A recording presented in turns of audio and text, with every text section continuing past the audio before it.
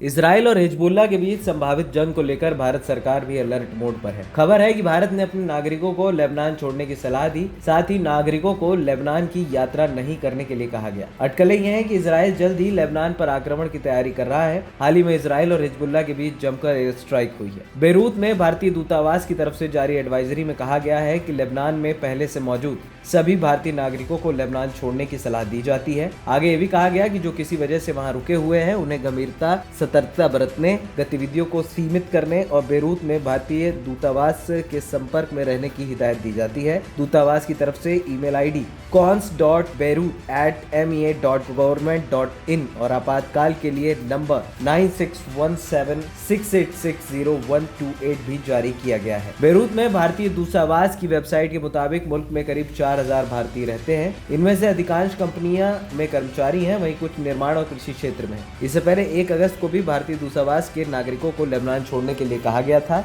दरअसल तब हमास और हिजबुल्लाह के नेताओं की मौत को लेकर क्षेत्र में तनाव बना हुआ था। हाल ही में इजराइल के सेना प्रमुख हेर्जी हलेवी ने सेना से कहा था कि लेबनान में जारी एयर स्ट्राइक हिजबुल्लाह के इंफ्रास्ट्रक्चर को तबाह करना जारी रखेंगी। साथ ही उन्होंने जमीन पर भी बड़ी कार्रवाई के संकेत दिए थे। अमेरिका के राष्ट्रपति जो बाइडेन ने बुधवार को कहा कि इजराइल और हिजबुल्लाह के बीच तनाव बढ़ने के कारण बड़े पैमाने पर युद्ध छिड़ने की आशंका है। हालांकि उन्होंने उम्मीद जताई कि आगे रक्तपात को रोकने के लिए कुछ रास्ता निकाला जा सकता है। एक इंटरव्यू के दौरान ये बात कही जा रही थी।